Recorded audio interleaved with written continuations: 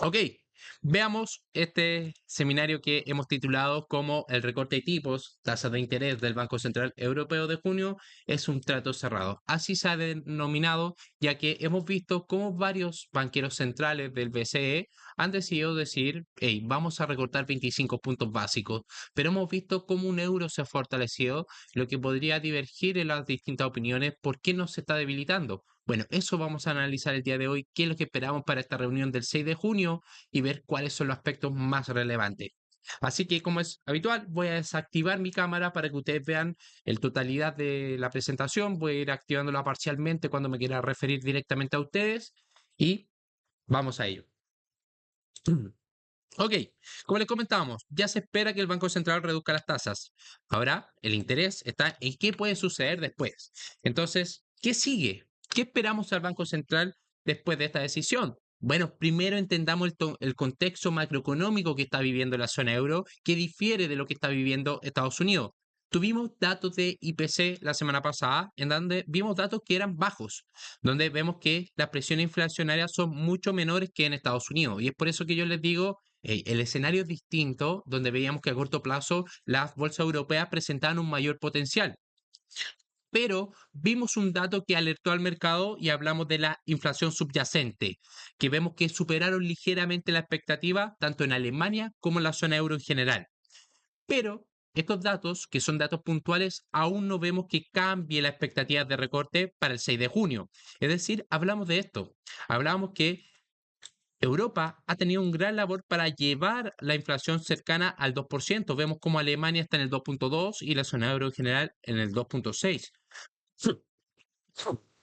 La incertidumbre estaba en torno al dato subyacente. Pero recordar, son datos puntuales. Nosotros como analistas e inversores debemos normalizar todos los datos entrantes y es muy difícil que un dato puntual cambie la expectativa del mercado. Tiene que ser un dato muy alarmante que cambie el sesgo y el enfoque. Pero por eso, siempre que nosotros hagamos un análisis de datos, intentemos normalizarlo con los últimos datos. Continuemos. Bueno, vemos que los datos recientes que ha presentado la zona euro han sido bastante variados. Indicábamos que los datos de PMI apuntaron a una aceleración de la economía en un contexto que la inflación subyacente resultó ser más alto de lo esperado. ¿Qué es lo que está buscando el inversor en Europa? Bueno, que tengamos un repunte de la economía. Recordamos que los indicadores mostraban un escenario bastante fuerte de recesión, pero que no venga con un repunte en la inflación. Ese es el escenario que se busca por el inversor europeo. ¿Qué tuvimos? Bueno, datos que fortalecían la economía, pero una inflación subyacente que hacía cuestionar este escenario de mayor inflación. Entonces, el BCE tuvo tanto éxito en anunciar este recorte de la tasa de interés que ustedes han visto, las últimas 2 semanas veíamos cómo los miembros del Banco Central Europeo anunciaban en todo medio de prensa que iban a recortar 25 puntos básicos. Entonces, no vemos un escenario probable de que cancele este recorte para la reunión del 6 de junio. Y recordar, lo que menos quiere un banco central es generar sorpresas en los mercados. Entonces, vemos cómo buscaban que el mercado ya interiorizara esta información. Entonces, ahora lo que el mercado estaría centrado es a lo que se avecina. Acá no quiero decir que es imposible que cambie la postura, pero es poco probable. ¿Qué es lo que esperaría el mercado? El mercado espera que en 2024 veamos 3 recortes, es decir, de este que ya está descontado, se esperan 2 recortes más con una posible tercer recorte. Entonces, lo que nos indica que esta perspectiva de bajada de tasa de interés no es muy agresivo. Y es por eso que también hemos visto un euro fortalecerse, porque nosotros tenemos que saber matizar. En los mercados no es blanco-negro. ¿A qué me refiero con esto? Si nosotros vemos un escenario en que comienza a reducir la tasa de interés, no es que estemos en una política monetaria expansiva. No, lo que quiere decir es que esta política monetaria restrictiva, que aún se mantiene restrictiva, está en un escenario menos probable de ocasionar un daño a la economía. Entonces, en ese contexto, lo que dicen, hey, tenemos tasas de interés alta, pero son menor y se espera que vayan bajando, bueno, esto podría traer un repunte en la economía europea, lo que traería mayor demanda de euro y fortalece al euro con Estados Unidos. Por lo que no se está buscando una política monetaria expansiva. Y para diferenciar, nosotros tenemos una política monetaria neutral. Cada banco central maneja una política monetaria neutral. Siempre que la tasa de interés esté sobre la política monetaria neutral, bueno, hay mayores presiones para una política monetaria restrictiva, por debajo, expansiva. Entonces, vemos que no se puede descartar que esta reunión, a pesar del recorte, resulte positiva para el euro, porque el mercado ya está interiorizando ese recorte y esos recortes podrían mejorar las perspectivas económicas. Entonces, vemos que los recientes movimientos en el mercado de deuda, es decir, en el mercado de bonos, son incluso positivos para el euro, en donde estamos viendo este movimiento en que el euro va al alza y también el spread de rendimiento del bono a 10 años también va al alza, lo que ha fortalecido al euro en este último tiempo. Si el Banco Central Europeo deja claro en esta reunión que el recorte no es el comienzo de un ciclo de seguidilla de recorte de interés, podríamos ver cómo el euro podría intentar romper el techo reciente. Es decir, hablamos de esta directriz que ya la vamos a analizar más adelante. Ese es el escenario con el que estamos viendo actualmente. Entonces vemos cómo el bono alemán con el bono americano han tendido una conducta alcista. Es decir, vemos cómo ese escenario sigue siendo favorable para que el euro pueda tener esa estructura más alcista que le hemos comentado. Entonces, ahora veamos la actualización macroeconómica. ¿Qué es lo que está sucediendo en Estados Unidos? ¿Qué pasó con la inflación? Tuvimos datos de PCE, veíamos datos que eran datos positivos, pero el mercado sorprendía a la baja y luego de 25 minutos antes de cerrar el mercado repuntó fuertemente. ¿Qué es lo que sucede en el mercado? Bueno, para eso hagamos un análisis de los principales datos que tuvimos la semana pasada. Vemos que los datos que atrás de una semana que veíamos datos mixtos, Estados Unidos quedaron rezagados, ya que hay muy pocos indicios claros sobre la dirección futura de la economía. ¿A qué vamos con eso? Tuvimos una segunda lectura del Producto Interno Bruto de Estados Unidos, donde vemos que este primer trimestre fue menor a lo esperado. Veamos la lectura más baja de los últimos 6 trimestres, lo que sugiere una ligera desaceleración mientras persisten las presiones inflacionarias moderadas, es decir, esta moderación. Hemos visto cómo la lectura se ubicó en el 1,3% y acá veníamos de un 3,6%. Si bien no son datos que indican que vamos a enfrentar una recesión, sí podrían ser datos que indiquen una moderación en el consumidor. Estamos viendo un consumidor que no está tan fuerte para poder llevarla al Producto Interno Bruto al alza. ¿Por qué me refiero especialmente al consumidor? Porque hemos analizado anteriormente que el principal repunte del Producto Interno Bruto se refiere al gasto por parte del gobierno y el consumidor lo hemos visto que se ha ido deteriorando en estos últimos datos y esto representa 2/3 del Producto Interno Bruto. Es un dato no menor. Acá en la gráfica también lo comparamos con el indicador líder de indicadores adelantados de Conference Board, en donde vemos que continúa en territorio restrictivo. Si bien hemos visto repuntes, se continúa ubicando en el menos 5,4%, indicando que las perspectivas económicas no siguen siendo favorables para Estados Unidos. Entonces, acá nosotros también podemos ver cómo el bajo crecimiento se respondería principalmente a las exportaciones netas negativas para este dato puntual, que es un problema crónico que estaría enfrentando Estados Unidos, es decir, lo que está exportando hacia los demás países. Entonces, en un contexto es que vemos a un dólar bastante fuerte. ¿Y por qué esto afecta a las exportaciones? Porque las transacciones internacionales están denominadas todo en dólar. Si Chile, Colombia quiere comprar un producto hacia afuera, se paga en dólares, ¿cierto? En un dólar que está muy fuerte, es decir, más caro, lo que indica desincentiva la demanda. Al desincentivar la demanda, ¿qué daña? Las exportaciones de Estados Unidos. También cuando nos referíamos al consumidor, vemos que el gasto del consumidor se está debilitando un poco. Seguimos viendo un deterioro por parte del consumidor acá en estas flechas azul. Seguimos viendo un consumidor más débil y que recordar, estamos en un escenario en que el consumidor está pagando un máximo de tasa de interés en tarjetas de crédito. ¿Cuál es la incertidumbre que nosotros vemos a la actividad económica de Estados Unidos? Es que este consumidor, cuando normalizamos las ventas minoristas, está consumiendo lo mismo, pero pagando más. Es decir, está viendo una pérdida del poder adquisitivo. Que llega un periodo en que un consumidor se vea fuertemente apalancado, va a tener que destinar más gasto a la deuda. En un escenario extremo, va a tener que reducir el consumo y centrarse en la deuda. De no poder pagar la deuda, bueno, comienzan los problemas financieros para la economía estadounidense. Y como les comentábamos, esto ha estado confirmado con las ventas minoristas. Bueno, cuando miramos también la confianza al consumidor elaborado por The Conference Board, ¿qué nos indica la confianza al consumidor? Bueno, recordemos, y acá quiero ser muy claro con ustedes, cuando nosotros analizamos estos datos, en lo personal, para mí es periodismo económico. Es decir, vemos lo que pasó y generamos un relato de esto. ¿Cuál es el interés o dónde está el valor agregado? Es ver con estos datos cómo los podríamos proyectar a futuro. Y para eso tenemos datos adelantados donde destaca la confianza del consumidor, que nos va a decir cuáles son las perspectivas a futuro que podría tener un consumidor. Si vemos un consumidor bastante negativo, bueno, ¿qué va a suceder? Hey, quizás no me quiero ir de vacaciones, lo que es menor gasto, quizás no me voy a endeudar porque no ve con buenos ojos las perspectivas económicas, lo que traería un daño más adelante en el consumo. Entonces, ¿qué veíamos en la confianza del consumidor?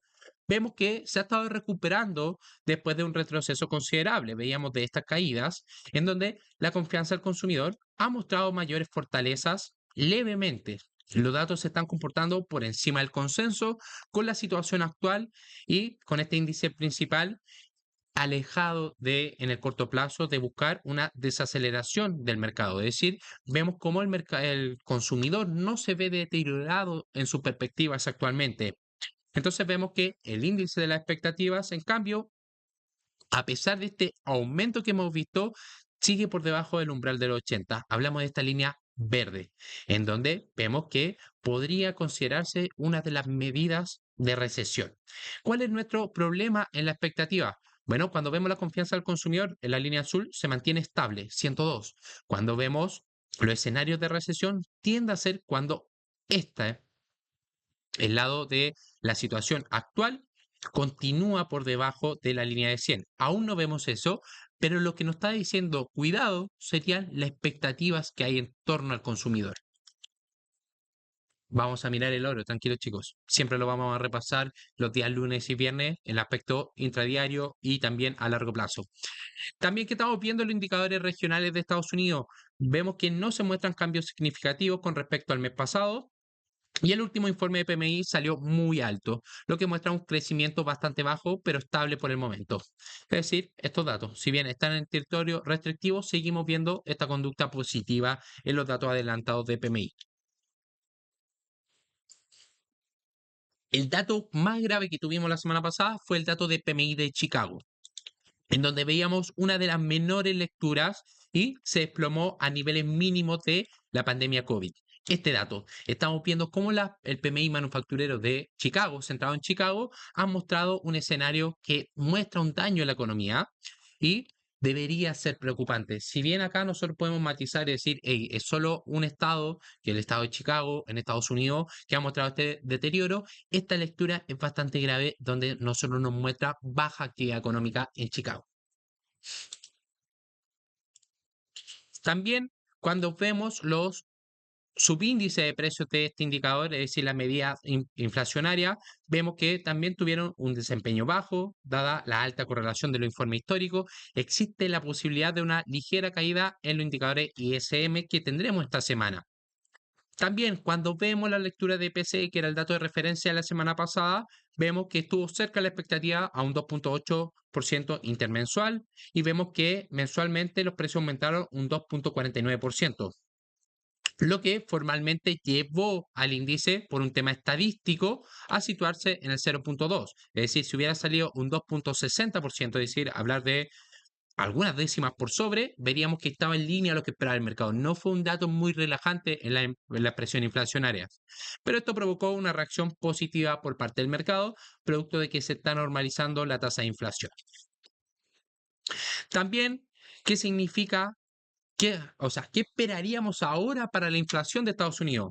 Bueno, seguimos viendo tendencias positivas como el cambio en los precios de automóviles. Se recordarán que nosotros utilizamos esta referencia para poder ver los datos adelantados, donde la caída de precios ha desacelerado, pero aún son considerablemente altos en términos anuales. Recordemos, acá estaban los indicadores antes de la pandemia, vimos un fuerte repunte, si bien se está moderando la baja, aún no hay un escenario que se normalice a años anteriores. Lo que podría brindar que si continúa este escenario, la inflación subyacente podría ser más baja. Entonces, también, ¿cuál podría ser un riesgo para la inflación? Las materias primas. Hemos visto cómo este ciclo alcista en 2024 ha estado acompañado de un ciclo alcista para las materias primas, donde destacábamos el cobre, y vemos que en el índice de precio de materias primas se ha registrado recientemente un avance que aún no ha sido captado por el mercado y por los datos de inflación. Entonces, los precios del petróleo, por otro lado, serían claves también para ver cuáles son las perspectivas futuras de la inflación. También tuvimos temporada de resultados, recordemos, ya estamos llegando al final. ¿Cuál fue el principal ganador de la semana? ANF, vemos que fue uno de los principales ganadores tras ver unos crecimientos en la previsión. Vimos que creció un 8.5%, esperando un margen operativo del 13 al 14%. ¿Cuáles son las previsiones de cara a 2025? Seguimos viendo que los ingresos netos se mantengan en una media del 10%, que anteriormente la previsión era del 2.4%, es decir, vemos cómo las perspectivas a futuro para esta empresa son positivas. Y también el margen operativo al 14%, siendo que es superior al 12%. Es decir, hemos visto un incremento en las acciones debido a esta mejora en el futuro de los datos económicos. Cuando miramos también su ratio PER e entender cuál es la valoración de esta empresa, vemos que a pesar de que el precio de las acciones de ANF aumentó al 90% desde el principio de 2024 y más del 400% en los últimos meses, el análisis por múltiplo muestra que todavía hay espacio para crecer. ¿Por qué? Porque vemos que los ratios promedios tienen en cuenta esta capitalización y aún muestran un margen según la media y sus competidores, en donde vemos que cuando lo comparamos con el ratio PER, la media sería de 22 veces en un contexto que aún podría estar beneficiándose de esta expansión del múltiplo. Y el principal perdedor, hablamos de Salesforce, en donde veíamos que fue uno de los principales que arrastró la ganancia del Dow Jones y también de el IT Service en todo lo que sería esta industria, en donde vemos que las perspectivas para el segundo trimestre de 2025 veíamos una caída en los ingresos, también una caída en los beneficios por acción, lo que han llevado a los mercados a ajustar estas perspectivas. Y también cuando vemos el guidance, se mantuvieron en línea a lo que esperaba. ¿Cuál fue el deterioro de Salesforce? Los resultados presentados actualmente. Entonces vemos cómo tuvo una de las mayores caídas de las últimas décadas. Solo tenemos datos comparables en 2024. Vemos que esta caída muy fuerte del menos 20.74% mostraba el pesimismo que tenía el mercado actualmente. Y si miramos los múltiplos, ahora vemos que con este ajuste la compañía está cotizando a múltiplos muy favorables respecto a los principales competidores, en donde vemos que la media por el ratio PER cotizaría en torno a 55 veces, en el caso de Salesforce a 37 veces. Vemos cómo hay una infravaloración en todos los ratios, forward PER, también price to sales, price to free cash flow, enterprise value sales, siguen siendo métricas que han ajustado la valoración de Salesforce a niveles bastante atractivos según la media de la industria. Respecto a los gráficos que les traigo esta semana, veo que están hablando del dólar yen japonés, justamente les traigo eso. Vemos cómo el informe de Bank of America del fin de semana indicaba justamente ese problema, en donde vemos que las recientes señales en el mercado financiero de Japón indican una posible crisis de deuda. ¿Por qué? Porque estamos viendo cómo los rendimientos de los bonos gubernamentales han alcanzado un máximo de 13 años en un contexto que el yen alcanza mínimo de 34 años. Entonces, seguimos viendo cómo se está percibiendo una creciente presión inflacionaria, lo que podría presionar a la deuda japonesa en un contexto que el yen se ve debilitado. A pesar de que el Banco de Japón posee el 47% del mercado de bonos, la combinación de los altos rendimientos y una moneda más débil podría traer tensiones significativas a las finanzas de Japón. Entonces, hemos visto cómo esto podría llevar a un impacto global si la salida de capitales de Japón se revierte. Entonces, este es el escenario crítico que estamos viendo en Japón, en donde los rendimientos están tendiendo al alza y el yen está tendiendo a la baja. También le traigo sobre el cacao. Veíamos e indicábamos en nuestro análisis que estamos en una zona de posible repunte. Bueno, hemos visto un fuerte repunte. ¿A qué se debe esto? Bueno, hemos visto cómo la Organización Internacional de Cacao ha revisado al alza sus previsiones de déficit global. Es decir, indicábamos el componente que ha llevado el cacao a tener estos máximos responde a la oferta y continúa mostrándose en los estudios que pueda verse deprimida la oferta. Vemos que se anticipa una escasez mucho mayor de lo que se preveía inicialmente y también se prevé que la demanda superará la producción en 439.000 toneladas. Es decir, estamos viendo un contexto en que la oferta se ve deprimida y la demanda se ve favorecida. Esto, por ley de oferta y demanda, tiende a llevar los precios al alza.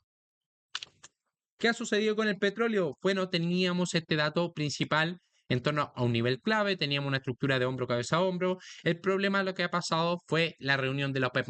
Si bien se mantuvo en línea lo que esperaba el mercado, es mantener estos recortes con carácter voluntarios, lo que afectó fue que comentaron que iban a normalizar ya y a reponer la hoja de ruta futura, es decir, iban a restaurar la oferta de los recortes. Se espera que para octubre comience a aumentar la oferta, lo que llevaría en un contexto con la demanda estable a que los precios tiendan a la baja. Tenemos Goldman Sachs, el dato de Prime de Goldman Sachs, en donde vemos qué es lo que están haciendo sus principales institucionales, los clientes más selectos. Bueno, hemos visto cómo los fondos de cobertura han tomado una postura más cautelosa. Vimos que vendieron acciones estadounidenses a un ritmo más rápido, especialmente el sector tecnológico, que eso atribuía también a la volatilidad que veíamos el día viernes. Y finalmente, como hemos estado tratando, se recordarán que el viernes tratamos el sector de utilities, seguimos viendo con buenas perspectivas a utilities para el sector beneficiado por la demanda energética que traería la inteligencia artificial. Estamos viendo cómo actualmente los fondos de cobertura aumentaron su exposición al sector de servicios públicos en 151 puntos base, por sobre el Russell 3000.